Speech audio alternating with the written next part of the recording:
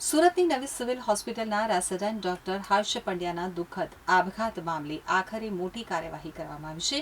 રાજ્ય સરકારના નિર્દેશો અને આરોગ્ય રાજ્યમંત્રી પ્રફુલ્લ પાનસેરિયાના માર્ગદર્શન હેઠળ સમગ્ર મામલે ઉચ્ચસ્તરીય તપાસ હાથ ધરવામાં આવી છે। સુરતની નવી સિવિલ હોસ્પિટલના ડીન અને મેડિકલ સુપ્રિન્ટેન્ડન્ટની સંયુક્ત અધ્યક્ષતામાં રચાયેલી ઉચ્ચસ્તરીય કમિટી દ્વારા સમગ્ર મામલે તપાસ કરવામાં આવી હતી।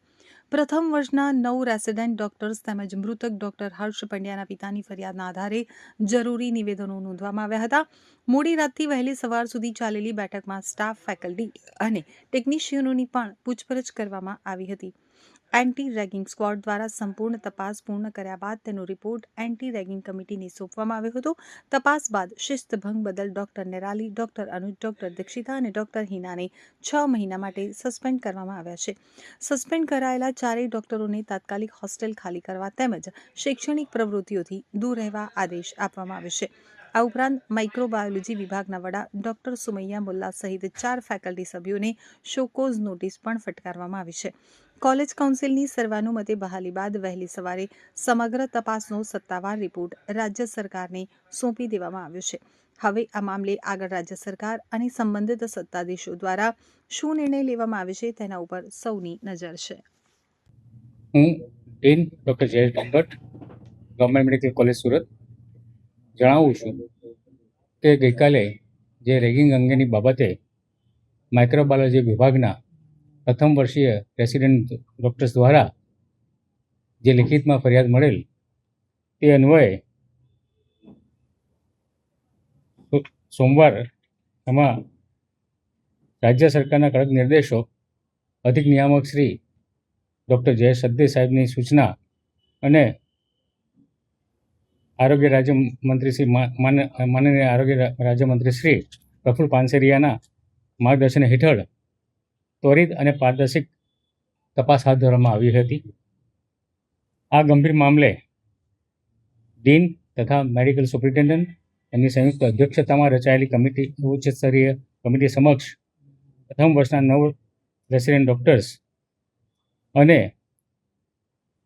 મૃતકના પિતાજીની ફરિયાદના આધારે નિવેદનો નોંધવામાં આવ્યા હતા। રાત્રે 8:30થી તો સવારના 4 વાગ્યા સુધી ચાલેલી આ મેરેથોન બેઠકમાં માઇક્રોબાયોલોજી વિભાગના senior resident, faculty, junior resident, તમામ ટેકનિશિયન અને સફાઈ કર્મીઓના તમામ સ્ટેક હોલ્ડરના નિવેદનો નોંધી એન્ટી રેગિંગ સ્ક્વોડ દ્વારા એમના દ્વારા રચિત જે ઇન્ક્વાયરી કમિટી હતી તે એમનો રિપોર્ટ એમના સ્પષ્ટ અભિપ્રાય સહિત એન્ટી રેગિંગ કમિટીને સુપ્રત કરવામાં આવ્યો। સદર કમિટીના અહેવાલના આધારે સંપૂર્ણ ઊંડાણપૂર્વક તપાસ, અભ્યાસ તથા